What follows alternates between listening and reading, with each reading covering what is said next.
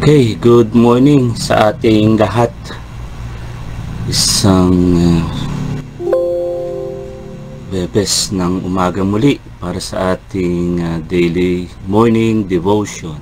Tayo po ngayon ay nasa day 226 ng ating daily Bible reading plan.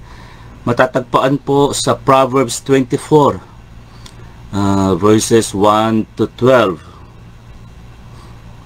Pero mag-focus po tayo dito sa chapter 24 verses 11 to 12. At ito nga po napapanahon ang ating pag-uusapan ngayon, kasi ang ating title ng ating devotion for today is Ang Bansang Pilipinas at ang Iglesia. Bakit ko ito napili? Kasi nga sa mga nagdaang araw medyo balita tayo sa ating bansa, at yun nga ang daming nangyayari. Even itong kahapon o the other day, nagpalit yung ating hepe ng pulisya. Kaya ang pag-usapan natin dito sa Proverbs 24 1 to 12 ay ano ang kaugnayan nito sa ating bansa at ang ating iglesia. Medyo na-stir up lang yung aking puso. May konting maraming tanong pala, hindi konti, maraming tanong. At dito ako itinuro ng Holy Spirit na pag-usapan ang ating kalalagayan ngayon sa ating bansa. Okay, so Kawikaan 24:11 to 12, ang sabi po roon, huwag kang mag-atubiling iligtas ang walang kasalanan na hinatulan ng kamatayan. 12. Maaaring sabihin mo na wala kang nalalaman sa nangyayari, pero alam ng Diyos kung totoo hindi ang iyong sinasabi. Dahil binabantayan ka niya at alam niya ang nasa puso mo, gaganti pala ang kanya ayon sa iyong mga ginagawa. Okay? So, nga po, dahil sa nararanasan nating malawakang pagbaha sa ating buong bansa dahil sa matinding ulan na dulot ng bagyo o yung low pressure, katulad ngayon, suspendido ang mga klase dahil nga sa may malakas na pag-ulan na darating. So, naangkat yung sabuatan sa katiwalaan ang mga politiko, kabilang ang mga mayor natin, may mga congressmen, at sabi ng iba, meron ding ilang senador.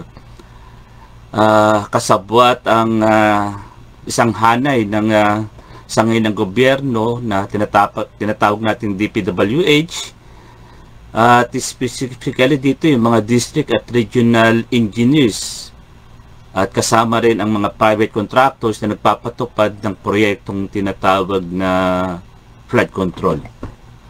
At ito nga pong mga nakarang araw, may mga mayor na tahasang tumiligsa sa korupsyon na nangyayari, at meron ngang nangyaring entrapment operation na ginawa na bribery, na ginawa ng isang district engineer sa isang neophyte na congressman from Batangas, na lalo nagpatibay ng mga issue patungkol sa korupsyon ay totoong nangyayari sa ating bansa. Ano yung kinalaman nito sa ating passage for today? Ayon sa Kawikaan, balikan natin 24:11, huwag kang mag-atubiling iligtas ang walang kasalanan na hinatulan ng kamatayan. Now, tingnan po natin ito sa konteksto ng korupsyon sa pagkontrol sa baha sa ating bansa. At itong talatang ito ay maaaring bigyan natin ng kahulugan sa ilang paraan, katulad ng tinatawag natin physical harm, physical na pinsala dahil sa korupsyon. So, ang pagsipsip ng pondo na nakalaan para sa mahalagang infrastruktura sa pagkontrol ng baha ay nag-iwan sa buong komunidad na walang panlaban sa bagyo at matinding panahon. Naging defenseless ang mga community against typhoon and extreme weather. So, nagresulta ng malawakang baha na nagdulot ng pagkamatay. Ito ay literal na pagpapakita ng paghatid sa kamatayan ng mga tao. Ang talata ay nananawagan sa lahat mula sa mga opisyal ng gobyerno hanggang sa mga pribadong mamamayan na iligtas ang mga nanganganib dahil sa mga korupsyon at mga hiwaling nangyayari sa ating bansa. At hindi lang ito physical harm. Maaring ito ay isa sa mga pwede nating sabing betrayal of public trust. Pagkawala o pagka-traidor sa tiwala ng publiko. Itong eskandalo pong ito ng korupsyon na kinasasangkutan ng mga politiko, kontratista at engineers ay maaring ituring na pagtraidor sa tiwala ng publiko. Yung mga perang nilalaan na para protekta ng mga tao ay ginamit sa personal na pakinabang at tahasang pinabayaan ng publiko na maglakad patungo sa kamatayan, no? Dahil sa epekto ng malawakang pagbaha. At meron din matatawag tayong moral and spiritual decay, pagkabulok ng moral at spiritual. Para sa mga sangkot sa mga korap na transaksyon, ang pagtatanggap ng suhol para sa mga substandard o hindi naman talaga umiiral na proyekto ay isang uri ng moral at spiritual na compromise. Aktibo silang nagpapahintulot at nagdudulot ng pinsala sa iba para sa personal na pagyaman at binabaliwala ang tawag ng Biblia ng yung bang justice, katarungan, no? Ignoring biblical call to justice. Ito yung nangyayari na yun nga po sa ating bansa. At ang sabi sa ikalawang talata na tumutugon sa karaniwang dahilan ng kawalan ng kaalaman, common excuse of ignorance, sabi sa verse 12 ng chapter 24 ng Proverbs, maaaring sabihin mo na wala kang nalalaman sa nangyayari, no? Excuses. Pero alam ng Diyos kung totoo hindi ang iyong sinasabi. Dahil binabantayan ka niya at alam niya ang nasa puso mo, gagantimpalaan ka niya ayon sa iyong mga ginagawa. So, ang kawalang pakialam ay hindi dahilan. Okay? Indifference ay hindi siya excuse. Kaya nga po sa harap ng laganap at maayos na dokumentadong korupsyon, merong ebidensya, no? Ang pag-angkin ng kawalan ng kaalaman ay hindi katanggap-tanggap. Na even yung ating presidente at ibang mga senador ay hayagang binibigyan diin ang malawakang irregularidad na ito ng paglustay ng pondo ng publiko na nag-iiwan ng maliit na puwang para sa sino man na mag-claim na hindi nila alam, no, ang nangyayaring mga corruption na ito. At ang maganda rito sa binasa natin, ang sabi doon, nakikita ng Diyos ang mga motibo ng puso. Ang talata ay nag-warning na alam ng Diyos ang tunay na motibo sa likod ng ating mga kilos o kawalang kilos, no? Actions and inaction.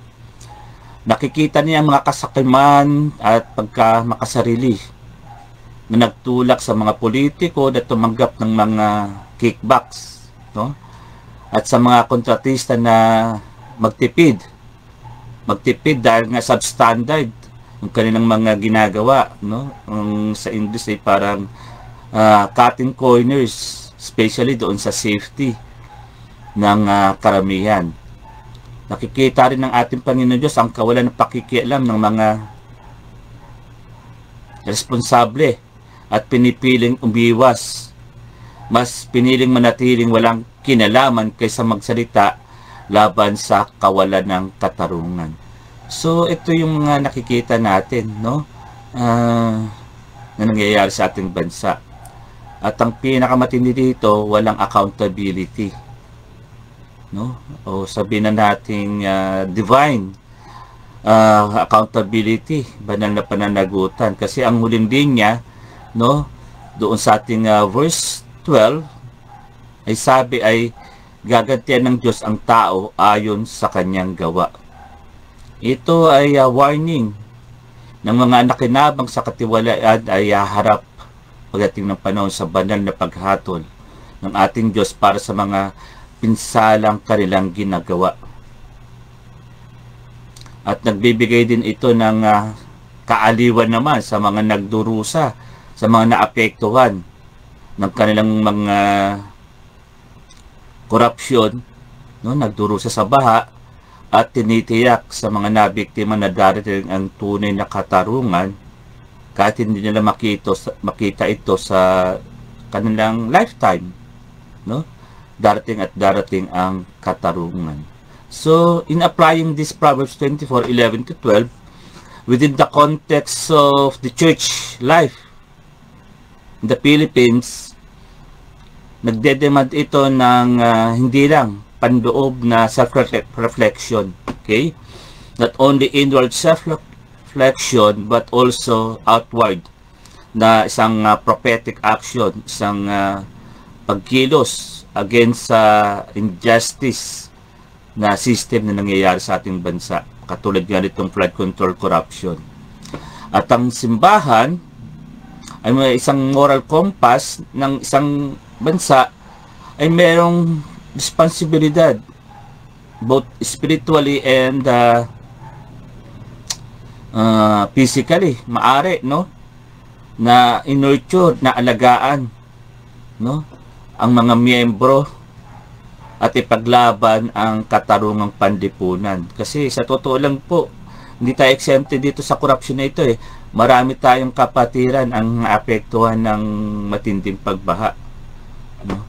So, ano ang gagawin ng simbahan para sa kanyang role sa nangyayaring ito sa ating bansa? I-raise po natin yung awareness at expose natin yung darkness, no? Itaas yung kamalayan at ilantad ang nangyayaring korupsyon. Na sa halip na magbulag-bulagan sa katiwalaan, no? Ang iglesia, ang simbahan ay tutupad sa kanyang tungkulin bilang isang propeta, no, prophetic role sa pagharap sa issue ng hayagan. Kasi nga, bakit prophetic role tayo? Ang iglesia ang nagpapahayag ng salita ng Diyos at ipinapakilala ang ating Panginoon Diyos. So, ano yung ating prophetic role? So, i-educate natin sa pamamagitan ng preaching, no? Yung mga topic about biblical justice, honesty, stewardship, no, na nagko-connect, nag-uugnay sa mga prinsipyo regarding sa corrupt practices na nangyayari sa ating gobyerno at sa ating lipunan. So, educate natin ang ating iglesia upang maintindihan ang kahalagahan ng divine justice, okay? At sa mga rule ng simbahan ay i-reject yung tinatawag na kabangmangan at i-cultivate yung integrity, no, yung ignorance, i-reject natin. Kasi nga, ang sabi doon sa binasa natin, hindi ko alam, na directly ay challenge yung active and passive na pakikipagsabuatan, no? So, let's form a consciences, sabi nga ni Pope Benedict XVI. The Church has a duty to help form consciences in political life, yung konsensya, no? Tungkulin ng simbahan na tumulong sa paghubog ng mga konsensya sa buhay pang-politika. Ano yung konteksto nito? It means guiding the believers to vote for candidate with integrity, no? Not just those who serve their personal interests. Kaya po matuto tayong pumili ng ating mga political leader pagdating ng halalan upang hindi na mangyari ang mga bagay na ito na nangyayari sa ating bansa, na apektuhan yung ating mga kababayan na hirap na sa buhay, ay sila pa ang direktang naapektuhan. At i-acknowledge natin, no? Kilalanin natin yung laban na meron talagang laban sa spiritual, no? Spiritual warfare. Kasi nga po itong system ng nature ng corruption na nagtataguyod sa kasakiman at kawalang malasakit, ay hindi lamang ito problemang pampolitika, mga kapatid, ito ay isang spiritual din na problema. Kaya nga po may tungkulin ang simbahan magkaroon ng ma-engage sa isang intercessory prayer. Ang simbahan ay magpatuloy sa panalangin para sa pagsisisi, katarungan, at moral na pagbabagong loob ng mga pinuno ng ating bansa at ng mga mamamayan. No? Sustained prayer for repentance, justice, and moral conversion of our leaders and citizens. Bakit? Kasi po napakamakapangyarihan ng panalangin para ma-expose itong spiritual na kadiliman na nangyayari po sa ating bansa. So in summary, ang simbahan ay isang tagapagligtas at ilaw, no? Kung i-apply natin itong Proverbs 24:11-12, ito ay pagtawag sa church community na maging rescuer tayo at maging source ng light dito sa napakadilim na sitwasyon na nangyayari sa ating bansa. Kaya nga po sa pagsasabi ng truth, no? Pagpapakita ng integrity, pag-protect do sa mga vulnerable, at pag-engage natin sa masidhing panalangin. Dahil doon ang iglesia ay pwede nating sabihin persahang lumalaban sa korupsyon. At dahil doon ay napaparangalan natin ang ating Diyos. At nagreresulta ng pagmamahal. Hindi lang sa Diyos, yun nga po, the second greatest commandment is yung pagmamahal sa mga tao na sila ay tinutulak patungo sa pagkamatay dahil nga sa nangyayaring korupsyon na ito sa ating bansa. So, maaaring sabihin natin, si Pastor parang politiko na yata. Hindi po ako politiko. Ako po ay sobrang nadudulog ang ating puso, no, sa nangyayaring matinding korupsyon sa ating bansa, na may mga ini-interview ng mga contractor na almost 40 units ng mga luxury cars ang kanilang ibinabalandra dahil sa kanilang proyekto in connivance with DPWH. So mga kapatid, mamaya pong gabi, no, kayo po ay inaanyayahan namin na sumama po na ipanalangin natin ang ating bansa. Panalangin natin. Tayo po ay merong papel na mahalaga ang iglesia upang magbigay ng liwanag sa madilim na bansang ito, na ikinamamatay ng marami nating kababayan na sobra ng durusa, no? At yung nararapat na para sa kanila ay napupunta sa ilan. Kaya nga po, mamaya pong gabi, muli, lalapit tayo sa ating Panginoong Diyos. Tayo pong lahat, no? Sa ating mga group chat, ando doon po yung link na kung saan ay sa Zoom, virtual po, no? At inaanyayahan ko po ang lahat na talagang sumama at lumod tayo sa Panginoon. Dahil po meron tayong next generation na nag-aantay. Na pag hindi natin inayos ang ating bansa ngayon, hindi ko alam kung saan patungo ito pagdating ng araw. So, umasa tayo na may gagawin ang Diyos sa pamamagitan natin at patuloy na mababago ang bansang Pilipinas para po sa ating Panginoong Diyos. Tayo po ay manalangin. Muli, Diyos ng buong bansa, Diyos ng sanlibutan, Lord, narito ang mga anak mo bilang bahagi ng iyong iglesia. Sama-samang nanalangin, nagpapakumbaba, humihingi ng kapatawaran para sa kasalanan ng aming bansa.